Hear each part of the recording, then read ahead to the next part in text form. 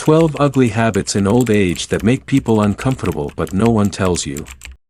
But what they don't say, is that age also comes with blind spots, little cracks in the mirror we hold to the world, but refuse to turn toward ourselves. Have you ever watched someone you love grow older, and begin to change, not the change of hair turning silver, or skin softening like old parchment, but a shift in the soul, a bitterness that wasn't always there, a coldness where warmth used to live, or perhaps a silence that grows louder than any voice in the room. No one talks about it, no one dares, because we're taught to respect our elders, to nod, to smile, to let things slide, but behind that silence is discomfort, a quiet sadness, a growing distance, between generations. Between hearts, even within families. Let me tell you a story. There was a boy, 16, curious, bright-eyed, who used to visit his grandmother every Sunday. She would bake. He would laugh, they'd share stories, one from the past, one from the future, but slowly, something shifted. She began talking only of her pain, her pills, her neighbor's failures. She scolded his music, mocked his dreams. Every visit felt heavier. Until one day, he stopped coming. She thought he was too busy. He thought she no longer saw him, only her own disappointments. What happened between them wasn't hate, it was something far more common, something millions experience, but no one names out loud. The ugly habits of old age, not because old people are bad, but because aging, like youth, has its own blind spots, habits formed from loneliness, fear, pride, or pain, habits that quietly push others away, even as the heart longs to be held. But here's the hardest truth, no one tells them. Not their children, not their caregivers, not their friends, because it's uncomfortable, because it feels cruel, because we don't know how, and so, these habits live on in silence, slowly eroding relationships, dignity, and joy. But not today. Today, we will speak, with love, not shame, with understanding, not judgment, with a hope to reconnect generations, and remind the world that aging is not the end of growth, but the beginning of deeper self-awareness. So if you're over 60, or you love someone who is, listen closely. We're about to uncover the 12 silent habits that make people pull away, even when the heart means well. This is not to criticize, this is to heal, to grow, to gently turn the mirror inward, and see, perhaps for the first time, what time has quietly carved into our ways. Let us begin.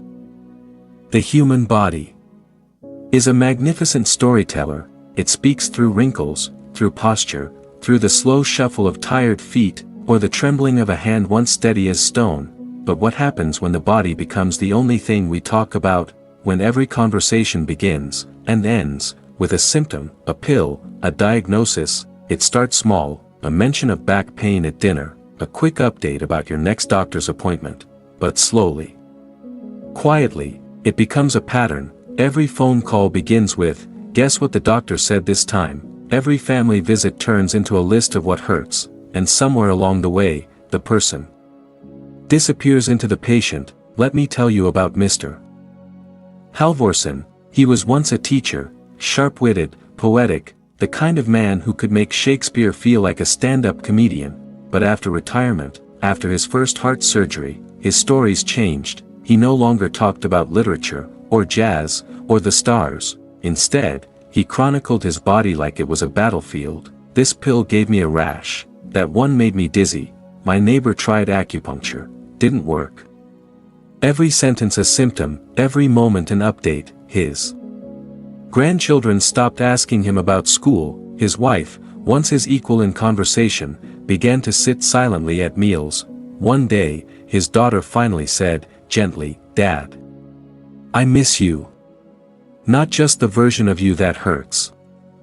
It broke his heart, and saved his soul. You see, focusing too much on illness doesn't make you closer to people, it makes you harder to reach, not because people don't care, but because they don't know where you went. And here's the deep truth, talking about pain is natural, but living inside it, letting it consume every word, can quietly drive away the very love you seek.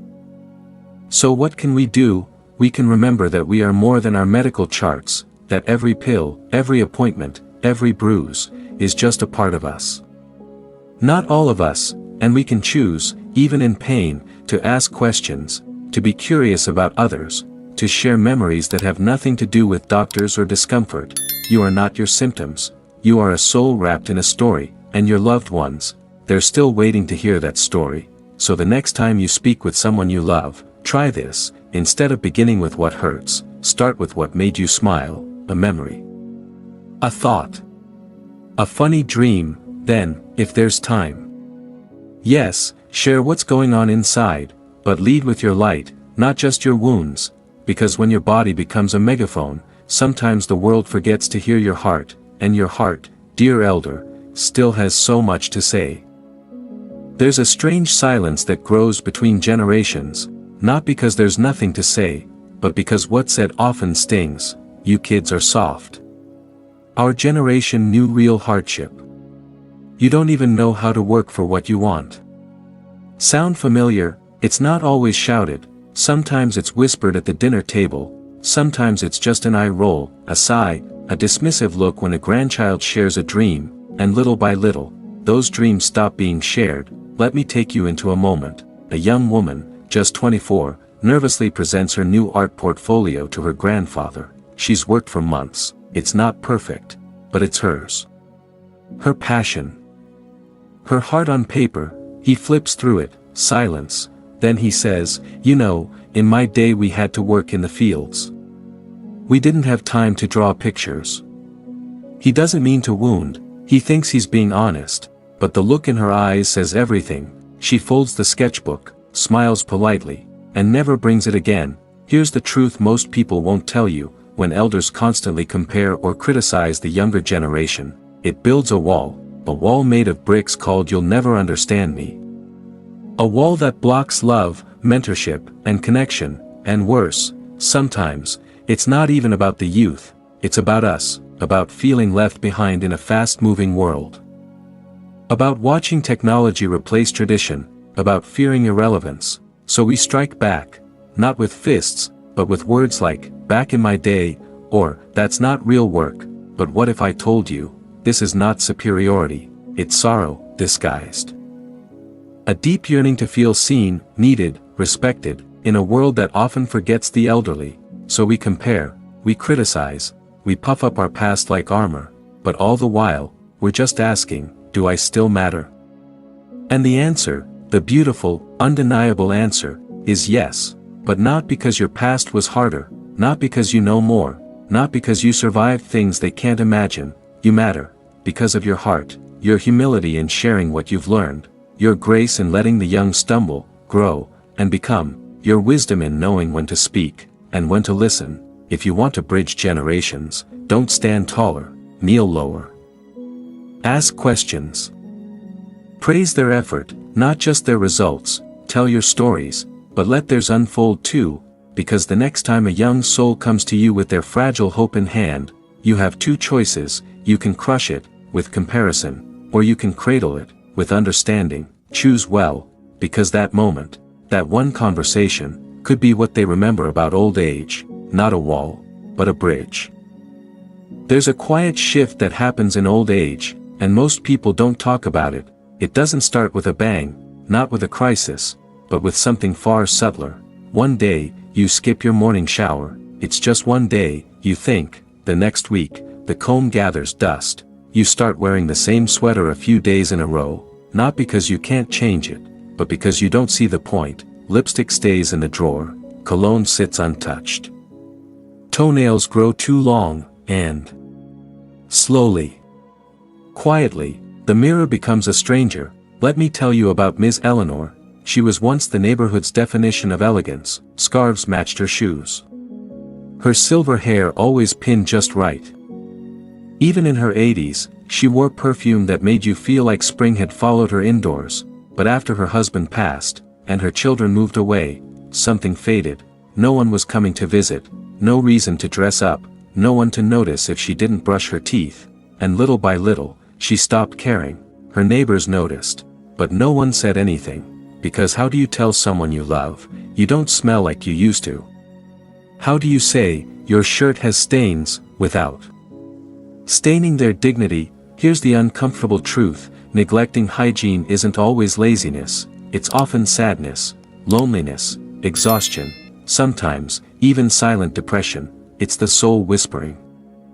Why bother? And that whisper can become deafening over time, but here's the deeper wisdom: how we treat our body, especially in old age, is not vanity, it's self-respect. Washing your face, brushing your hair, putting on clean clothes, these are rituals of love, not for others, but for yourself. You see, dignity doesn't retire, and pride is not just for the young. No matter your age, your hands still deserve to be held, your skin still deserves care, your breath still deserves freshness, not because others expect it, but because you are still you. So if today felt hard, if you've let things slide lately, start small, lay out your clothes the night before, take 5 minutes to moisturize your skin, let warm water become your morning prayer, and know this: the moment you begin to care again, even a little, life begins to care back, because when you respect your body, you're telling the world, I still matter.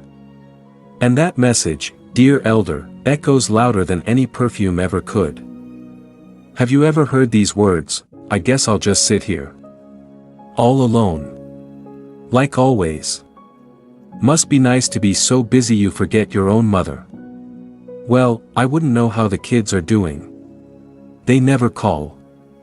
These phrases don't scream, they don't throw plates or slam doors, but they leave a bruise, invisible, silent, and deep. This, my friend, is the emotional echo of guilt, and in old age, it becomes a language all its own. Let me tell you about Mr. Howard, once a vibrant man, teacher, coach, father of 4, now in his late 70s, he spends his afternoons staring out the window of his small apartment, waiting for calls that don't come, visits that never arrive. So when his daughter finally stops by after work, tired and juggling groceries, he doesn't smile, he doesn't say thank you. Instead, he sighs and says, "Oh, so you do remember you have a father."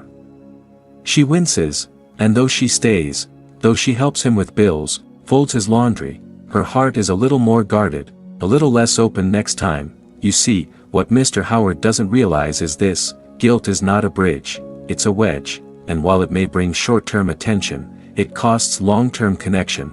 Here's the hard truth: sometimes in our loneliness, in our fear of being forgotten, we manipulate without knowing it. We don't mean harm, we just want to feel needed. Again, we want to matter. But the irony is, guilt never makes people want to stay, it makes them afraid to come. The visits become less frequent, the calls grow shorter, and eventually, silence fills the space guilt was supposed to protect. But there is another way, a more powerful way: gratitude. Yes, that simple, old-fashioned word, thank you. Thank you for coming, thank you for remembering, thank you for trying. Even when life pulls you in 100 directions, gratitude turns guilt into grace, it transforms obligation into joy.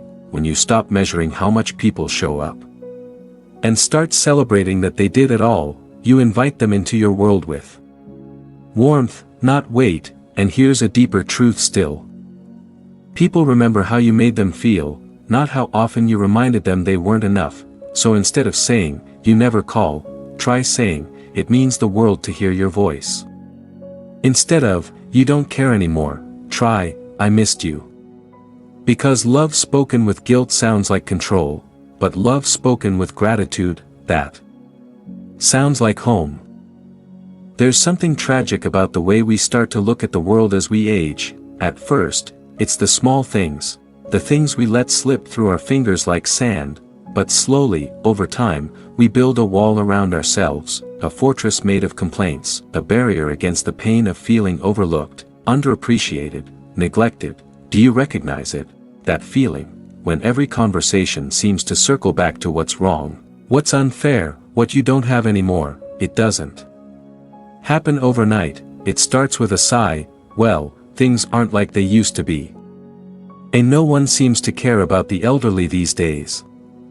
And soon, the complaints pile up, the aches, the bills, the slow service at the store, the loud music, the neighbors who never stop arguing, the grandkids who only visit on holidays. Soon, Everything feels like a problem, nothing feels like a gift, the bitterness settles in like an unwanted guest, and like a guest, it starts to make itself comfortable. But here's the thing about bitterness, it's like drinking poison and hoping the other person gets sick. You complain about the world, about people, about everything you've lost, but what you're really doing is giving your power away. Every time you focus on what's wrong, you rob yourself of what's right. Let me tell you about Mrs. Viola. She was once the life of every gathering. The woman who shared stories with laughter, who gave advice with kindness, who made people feel like their best selves. But after the loss of her spouse, and the isolation of old age, something shifted. The invitations stopped coming, the calls grew fewer, and her focus began to narrow. The weather was always bad, the people were always rude, the food was never good enough, and soon, her conversations were about nothing but complaints. Her friends stopped calling, her children started visiting less often, and the warmth that once filled her home turned to a cold silence. Here's the unspoken truth: complaints aren't just words, they are walls, walls we build to keep people away, walls to shield us from the pain of loneliness.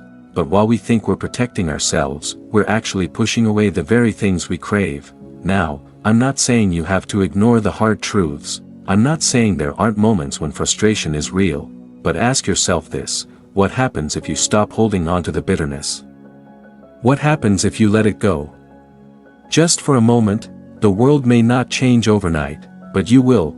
You'll begin to see the beauty in the small things again: a phone call, a kind smile, a walk in the sunshine, a hug from a grandchild. And those small moments, they start to add up, they start to replace the fortress of complaints with a garden of gratitude. So the next time you feel that familiar bitterness creeping in, take a deep breath, pause, and ask yourself, what am I really missing here? It might be someone to listen. It might be a bit of kindness, it might be the courage to see the good, even when the world feels heavy. Don't let the complaints become the only story you tell. The more you complain, the more you miss the joy that still exists. Let go of the bitterness, and let the sweetness of life find you again. At the end of our lives, there's a simple truth we must face: time is a gift, and no matter how much we try to hold on to it, it slips through our fingers like water. But the beauty of old age, of wisdom earned through years and lived experiences, is that we begin to see what really matters. It's not the house we built, it's not the job we had, it's not the number of years we worked or the accolades we collected. What really matters, in the end, is how we chose to live, whether we chose to live with grace, with peace, and with love, and most importantly, whether we chose to let go of the things that weigh us down, the bitterness, the regrets, the loneliness, in the final chapter of our lives. The greatest gift we can give ourselves is the peace of knowing we did our best, we loved when we could, we gave when we were able, and we forgave. Especially ourselves. Let me tell you about a man named Robert. He spent most of his life as a soldier. He fought in wars, raised children, ran businesses, but when it came time for him to slow down, he was consumed by regret. Regret for the things he never said, regret for the moments he missed. But in his final years, he chose to let go. He chose to forgive himself for the things he couldn't change, and for the things he didn't know.